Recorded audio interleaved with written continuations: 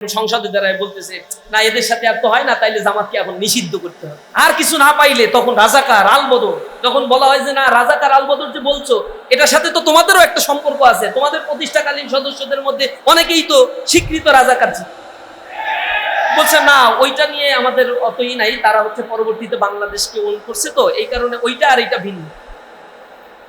এদের নেতাকর্মীর তো ফাঁসি হয়ে গেছে, কারণ এরা স্বীকৃত রাজাকার ছিল। তা আমরা বলছি তোমাদেরও তো নেতাকর্মী দুই একজনের ফাঁসি টাসি হয়েছে, তাহলে ওইটা কি হয়েছে? বলছে না ওনাদের ব্যাপারে ষড়যন্ত্র করা হয়েছে। তো নিজেদের সাথে মিললে তখন মানে আশ্চর্য লাগে তাদের রাজনৈতিক স্ট্যান্ডগুলো দেখতে।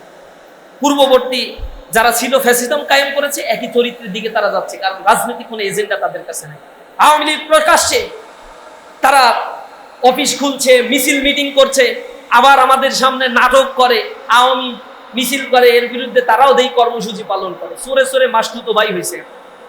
আশ্চর্য বিষয়, তাদেরকে একদিকে জামিন দিয়ে দিচ্ছে, একদিকে তাদের অফিস খোলার পারমিশন দিয়ে দিচ্ছে, একদিকে তাদের কর্মসূচি করার পরে পুলিশ তাদেরকে গ্রেফতার করে না। অথচ আমরা এই প্রেস ক্লাবের এই মোড়ে দাঁড়ানোর জন্য একজন দুইজন দাঁড়ালেও সেইখানে পুলিশ আক্রমণ করত, স্নাইপার দিয়ে গুলি করত, এরপরে কাউকে ধরতে না পারলে মামলা করে বড় হারে গ্রেফতারের অভিযান তারা পরিচালনা করত। আওয়ামী লীগ মিছিল করে, তাদের নামে কোনো মামলা হয় না, মনে হয় মামা খালুর বাপ, মানে একটা আবদার। আশ্চর্য বিষয় আমাদের কাছে বলে।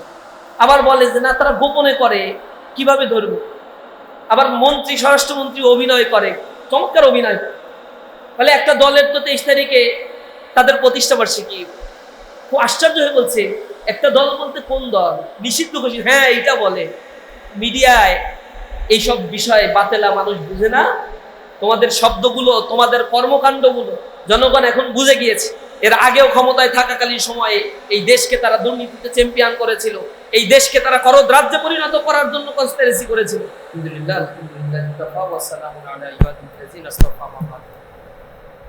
শহীদি কাফেলা সমৃদ্ধ বাংলাদেশ গড়ার লক্ষ্যে সদক্ষ দেশপ্রেমিক নাগরিক তৈরির অঙ্গীকারবদ্ধ প্রিয় কাফেলা বাংলাদেশ ইসলামী ছাত্র শিবির কেন্দ্রীয় সংগঠনের উদ্যোগে আয়োজিত পলাশী দিবসের তাৎপর্য এবং জুলাই গণ অভ্যুত্থান পরবর্তী বাংলাদেশ শীর্ষ আলোচনা সভায় প্রধান অতিথি হিসেবে বক্তব্য রেখেছেন মানবতার মুক্তির আন্দোলন বাংলাদেশ জামাত ইসলামীর সংগ্রামী সেক্রেটারি জেনারেল অধ্যাপক মিয়া গোলাম পরোয়ার।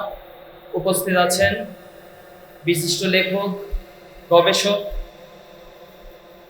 সকলের পরিচিত ডক্টর সৈয়দ ওয়াকিল। উপস্থিত রয়েছেন জগন্নাথ বিশ্ববিদ্যালয়ের ইতিহাস বিভাগের সম্মানিত অধ্যাপক বেলাল হোসেন সহ অন্যান্য নেতৃবৃন্দ। প্রিয় সাংবাদিক বন্ধুগণ, সংগ্রামী উপস্থিতি, আসসালামু আলাইকুম ওয়া রাহমাতুল্লাহি ওয়া বারাকাতুহু। আমাদের আজকের এই পলাশী দিবসের আলোচনার যে মূল থিমটা নির্ধারণ করা হয়েছে, আপনারা দেখেছেন পলাশী দিবসের তাৎপর্য এবং জুলাই গণ অভ্যুত্থান পরবর্তী বাংলাদেশ। পলাশী দিবসের আলোচনার সাথে জুলাই গণ অভ্যুত্থান পরবর্তী বাংলাদেশের আসলে সম্পর্কটা কি, এই জিনিসটা লেখকরা বা বক্তব্য যারা দিয়েছেন এখানে ইতিমধ্যেই তাদের কথাগুলো আপনাদের সামনে পরিষ্কার করেছে। এটার সাথে একটা ভালো কানেক্টিভিটি, ইতিহাস ইটসেলফ রিপিট, এটা এমনভাবেই তার জায়গা দখল করে নেয় এবং বারবার ঘসেটি বেগম, উর্মিচাঁদ, রায় দুর্লভদের আবির্ভাব হয়, যারা এই দেশে খেয়ে, এই দেশে বড় হয়ে, এই দেশের জনগণের অর্থে ব্যবসা বাণিজ্য করে, আবার এই জনগণের উপরেই তাদের দুরভিসন্ধিটি চাপিয়ে দিয়ে জনগণকে শত শত বছরের জন্য বারবার পরাধীন করে রেখেছে। 1947 সালে এই দেশটা বিভক্ত হওয়ার পরে 2 বছর পরেই 1948-49 সালের এই ঠিক 23 তারিখেই 23শে জুন একটা রাজনৈতিক দলের জন্ম হয়েছিল, আওয়ামী লীগ। এর জন্ম কোনো কাকতালীয় ঘটনা না, এর জন্মটাই হয়েছে এই বাংলাদেশকে পরাধীন করে রাখার জন্য, এবং যার নজরানা তারা দিয়েছে যখন এদেশের জনগণ পূর্ববর্তী সময়ের মতো তাদেরকে তাদের বিরুদ্ধে অবস্থান নিয়েছে, তারা যাদের আধিপত্যকে এই বাংলাদেশে প্রতিষ্ঠা করার জন্য চেষ্টা করেছিল, সেই আধিপত্যবাদীদের কাছে গিয়েই আবার তারা আশ্রয় গ্রহণ করেছে। বাংলাদেশের নেচার এবং ফিচার যদি 1000 বছরের ইতিহাস আপনারা দেখেন, আপনারা দেখবেন এই অঞ্চলে মৌর্যরা যখন শাসন করত, এরপরে এই অঞ্চলে ধারাবাহিকভাবে পালদের শাসন এসেছিল, গুপ্তদের শাসন এসেছিল, সেনদের শাসন এসেছিল, মুসলিম সালতানাত এখানে প্রতিষ্ঠিত হয়েছিল, স্বাধীন সুলতানি আমল ছিল। প্রায় 600 বছর ধরে মুসলমানরা যখন এখানে শাসন করেছিল, হিন্দু, মুসলিম, বৌদ্ধ, খ্রিস্টান কাঁধে কাঁধ মিলিয়ে সাম্প্রদায়িক সম্প্রীতির সাথে এই অঞ্চলে মুসলমানরা বসবাস করেছে। এই সাম্প্রদায়িক সম্প্রীতি রক্ষার কারণে এই অঞ্চলে মুসলমানরা হাজার হাজার বছর, শত শত বছর শাসন করার পরেও এই অঞ্চলে আপনারা খেয়াল করবেন হিন্দুদের সাথে মুসলমানদের দাঙ্গা হতো না। 30% মুসলমান 70% হিন্দুকে নিয়ন্ত্রণ করত, নেতৃত্ব প্রদান করত, তাতে হিন্দু ও মুসলিমরা সন্তুষ্ট ছিল। হায়দ্রাবাদ নগরী 82,000 বর্গ মাইলের বিশাল এরিয়া, মাত্র 12% মুসলমান 80% হিন্দুকে নিয়ন্ত্রণ করত, নেতৃত্ব দিয়েছিল শত শত বছর ধরে। হিন্দুদের তাতে কোনো কথা ছিল না। এই অঞ্চলে প্রথম ইস্ট ইন্ডিয়া কোম্পানি যখন তাদের বাণিজ্য প্রসার করার জন্য এসেছিল, 1634 সালে এখানে এসে প্রথম কুটির স্থাপন করলো কাশিম বাজারে। এরপর থেকেই শুরুতেই কাশিম বাজারে তারা যে কয়জন কর্মচারী নিয়োগ দিয়েছিল তার সকল কর্মচারী তারা হিন্দু নিয়োগ দিয়েছিল, যার ফলশ্রুতিতে এখানে ইঙ্গো হিন্দু একটা মৈত্রী তারা গড়ে তুলেছিল। এরপর ধারাবাহিকভাবে হিন্দুদেরকে মুসলমানদের বিরুদ্ধে খেপিয়ে তোলে, এর মুসলমানদের শাসন ব্যবস্থার বিরুদ্ধে অনাস্থা নিয়ে এসে তিলে তিলে একটি বিভাজনের রাজনীতি এই অঞ্চলে ব্রিটিশরা করেছিল, যার ফলশ্রুতিতে হিন্দুরা বিভিন্ন সময় বিদ্রোহ করেছিল, যাতে রসদ সরবরাহ করা, অর্থ দেয়া এবং পেছন দিক থেকে বুদ্ধি পরামর্শ দেওয়ার কার্যক্রমগুলো পরিচালনা করেছিল এই অঞ্চলে এই ব্রিটিশরা আসার পর থেকে। এর ধারাবাহিকতা সর্বশেষ শেষ হয় 1757 সালে, কিন্তু তাও শেষ হয় না। 1757 সালের পরেও যখন মীর কাসেম বুঝতে পেরেছেন আমরা পরাধীন হয়ে যাচ্ছি, এরপরেও তিনি বিদ্রোহ করেছিলেন, কিন্তু তার নিকটাত্মীয়, তার আশেপাশের মানুষেরাই তাকে পরাধীন করার জন্য সবচেয়ে কার্যকর ভূমিকা রেখেছে। 1757 সালে এই অঞ্চলকে স্থায়ীভাবে যে কয়জন মানুষের ব্যক্তিগত স্বার্থ সিদ্ধির জন্য মির্জাফর, যিনি ক্ষমতার মোহে মোহান্বিত হয়ে মহাবিষ্ট হয়ে এই জাতিকে চিরস্থায়ীভাবে পর্যদস্ত করেছিলেন, এবং তার পরবর্তী ইম্প্যাক্টটা এই সোসাইটিতে এত করুণ হয়েছিল, লক্ষ কোটি মানুষ যেখানে জীবন দিতে বাধ্য হয়েছে। এখানে মূল ইস্যুটা ছিল মির্জাফর, ঘসেটি বেগম, উর্মিচাঁদ, রায়দুল্লভ।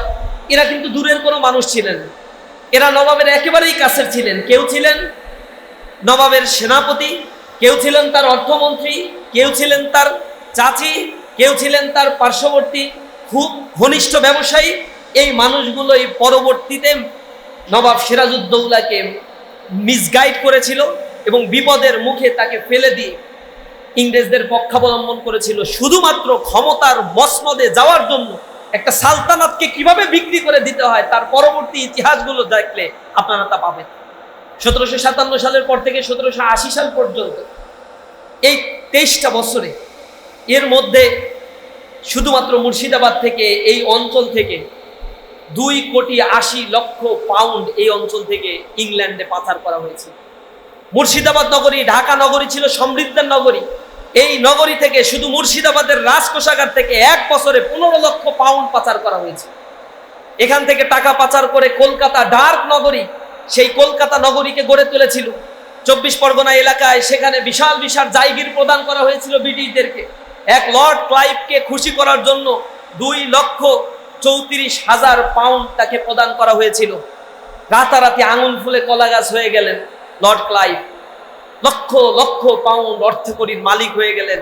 এই মালিক হওয়ার পরে তাকে কিন্তু আবার ডেকে নিয়ে জিজ্ঞাসাবাদ করা হয়েছিল ব্রিটিশ পার্লামেন্টে। তিনি জবাব দিয়েছিলেন, এত বড় একটা সালতানাত, সেই সালতানাতের প্রধান কে হবে সেগুলো নির্ভর করে আমাদের মর্জির উপর। আমাদের কাছে তারা আসে, আমরা যা বলি সেগুলো তারা শুনে, আমাদেরকে এগুলো উপরে উপর দিয়ে যায়, আর দেয় আমরা তা নিব না। এভাবে নিয়ে নিয়ে তারা এই বাংলাকে ধ্বংস করেছে। শুধুমাত্র যে এই মির্জাফরের ঘটনা এরকম তা নয়, এরই ধারাবাহিকতা ধরে বালাকটের প্রান্তরে নিকট মানুষদের কাছ থেকে এই মুসলমানদের বিশ্বাসঘাতকতার কারণে এই অঞ্চলে মুসলমানরা পর্যদুস্ত হয়েছিল। এর পরবর্তীতে বাংলায় এইগুলোর এই সংস্কৃতিগুলো ধারাবাহিকভাবে চলেছে। বাংলার মানুষেরা বারবার পরাধীন হয়েছে, জীবন দিয়েছে। এরপরে বাংলার মানুষেরা স্বাধীনতা চেয়েছিল, কিন্তু তাদেরকে ওই কিছু বিশ্বাসঘাতকের কারণে বাংলার স্থায়ী স্বাধীনতা তারা কখনো পায় নাই। এই অঞ্চলকে বুলগাকপুর বলা হয়, কারণ এই অঞ্চলের মানুষেরা বিদ্রোহ করে বারবার। যখন তার দেয়ালে পিঠ থেকে যায় তখন সে বিদ্রোহ করে বসে এবং শাসক গোষ্ঠী পালাতে বাধ্য হয়, পেছন দরজা থেকে পালায়। মাঝে মাঝে তার আধিপত্যবাদীদের কাছে গিয়ে তারা আশ্রয় নেয়, আবার জনগণকে পরাধীন করে, ইতিহাস বলে যায়। 69-এর গণ অভ্যুত্থান হয়েছিল এই অঞ্চলে, 90-এর স্বৈরাচার বিরোধী আন্দোলন হয়েছিল, এর পরবর্তী আমাদের 24-এর জুলাই বিপ্লব, শত শত হাজার হাজার প্রাণের বিনিময় মানুষেরা এই বিপ্লব এনে দেয়। আর শাসক গোষ্ঠী যারা বিদেশে দীর্ঘদিন ধরে আলিশান জীবন যাপন করে, পরিবার পরিজন নিয়ে জীবন সমৃদ্ধের একটি জীবন যাপন করে, বিপ্লব বিদ্রোহ এরপরেই তারা এসে আবার ক্ষমতা দখল করে। বিপ্লব বিদ্রোহ কি হয়েছিল তার মর্যাদা না দিয়ে এখানে তারা তাদের চিরস্থায়ী বন্দোবস্ত করার জন্য এই জাতিকে বারবার পরাধীন করেছে। 1971 সালের ঘটনা তাই ছিল। মুক্তিযুদ্ধের সময় শেখ মুজিবের কোনো অস্তিত্ব ছিল না 9 মাস। যারা এখানে খেটে খাওয়া মানুষ, কুলি মজুর, দিন মজুর, ব্যবসায়ী, ছাত্র জনতা, যারা 71-এ জীবন দিয়েছিল, তাদের মূল লক্ষ্য ছিল সাম্য, মানবিক মর্যাদা, সামাজিক সুবিচার প্রতিষ্ঠা করা। এরপরে তারা এসে 1972 সালে বলা কওয়া ছাড়াই একটা সংবিধান তৈরি করলো।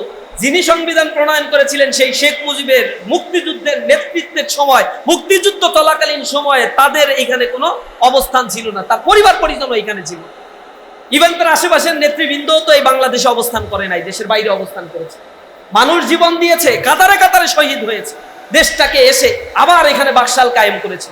সে বাকশাল থেকে মানুষ মুক্তি পাওয়ার জন্য এখানে বিদ্রোহ করেছিল, সিপাহী জনতার বিদ্রোহ হয়েছিল। কিন্তু বিদ্রোহ হওয়ার পরে যারা শাসন গ্রহণ করেছে তারা আবার পরাধীনতার করাল গ্রাসে জাতিকে নিমজ্জিত করেছে। বারবার এদেশে এই মির্জাফরদের আগমন ঘটেছে।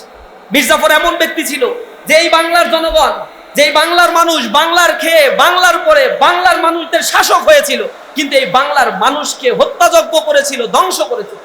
এই অঞ্চলে আপনারা জানেন 1176 সালে 1770 এখানে 76-এর মনোত্তর হয়েছিল। এই মাত্র 13 বছরের ব্যবধান এখানে একটা দুর্ভিক্ষ হয়েছিল, ম্যানমেড দুর্ভিক্ষ, যাতে ঐতিহাসিকরা বলেন 1,55,00,000 মানুষ এখানে মৃত্যুবরণ করেছিল। টোটাল বাংলার জনসংখ্যার 1/3 সেখানে মৃত্যুবরণ করেছে। কারণটা কি? 1 বছর আগে এই অঞ্চলে যত ফসল উৎপাদিত হয়েছিল সেই ফসলগুলো সব ব্রিটিশরা কিনে নিয়েছে। তারও আগের ঘটনা, এখানে মির্জাফর যখন ক্ষমতায় ছিল তিনি এখানে যে কর আরোপ করেছিলেন তার পরিমাণ পূর্বের আলীবর্দী খাঁ বা নবাব সিরাজউদ্দৌলার সময় যা কর দেওয়া হতো তার চাইতে 32 গুণ বেশি কর এখানে আরোপ করা হয়েছে। মিলিয়ে দেখবেন বর্তমানের সাথে ওই সময়ের সাথেগুলোকে মিলিয়ে দেখবেন। কর আরোপ করে টাকাগুলো নিয়েছিল।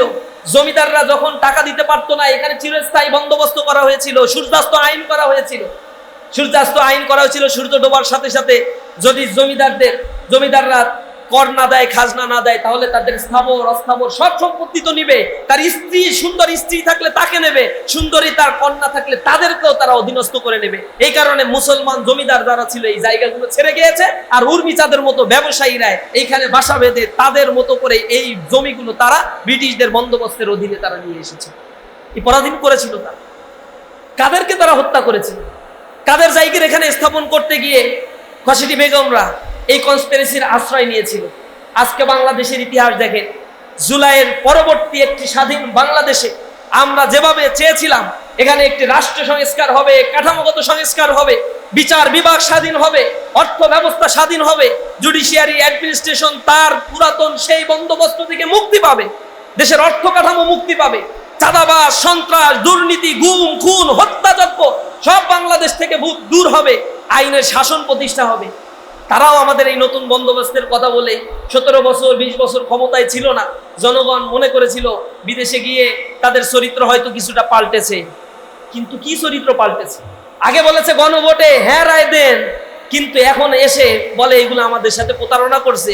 আমরা ওই সময় হ্যাঁ পক্ষে কথা বলছি, না হলে এই নির্বাচন দিত না আর জনগণ আমাদের ভোট দিত না। কতটা বেঈমান আর কতটা প্রতারণা।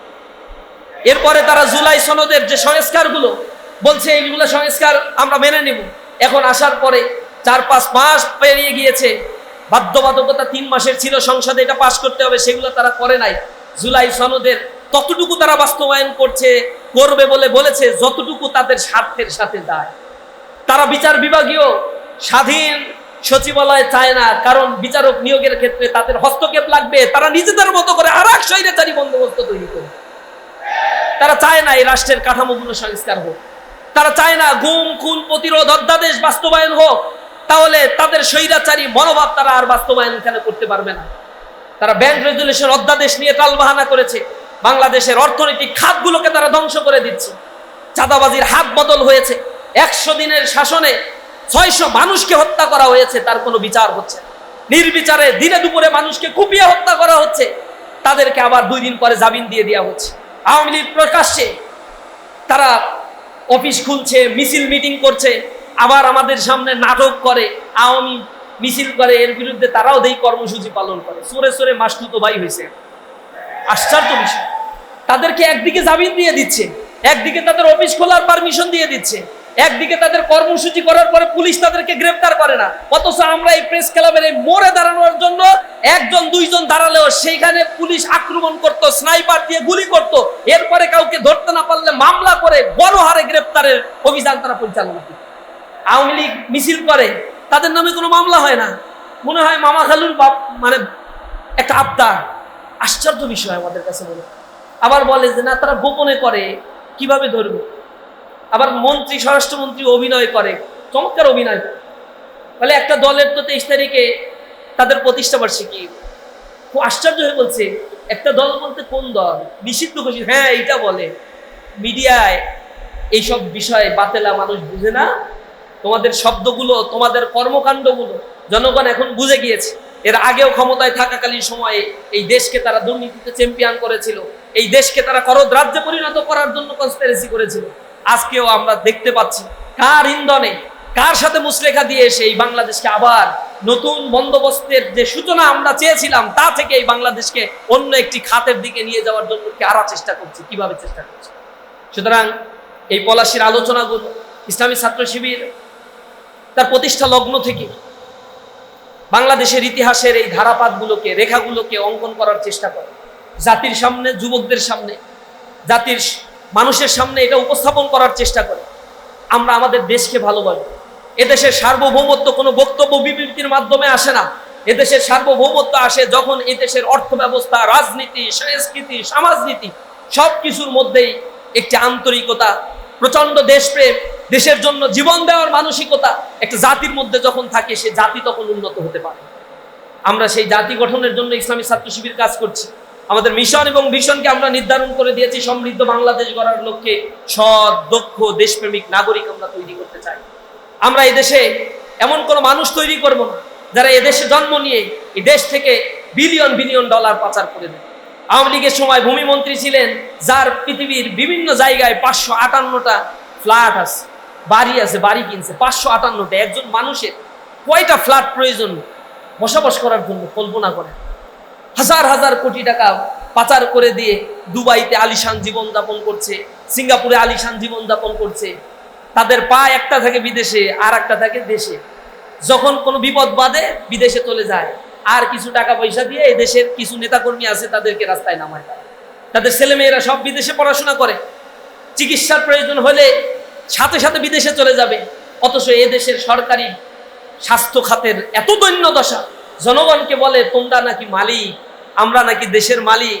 আর এই মালিকদের সাথে যে আচরণগুলো করে এই দেশের প্রজারা, গণপ্রজাতন্ত্রী বাংলাদেশের সরকার, এই প্রজারা এ দেশের মালিকের সাথে যে আচরণ করে, এই দেখলে পূর্ববর্তী যারা রাজা রাজারা ছিল তারা হাসে আসে যে কপাল ভালো, এই প্রজা আর রাজার সংজ্ঞাটা আমাদের সময় এমন ছিল না।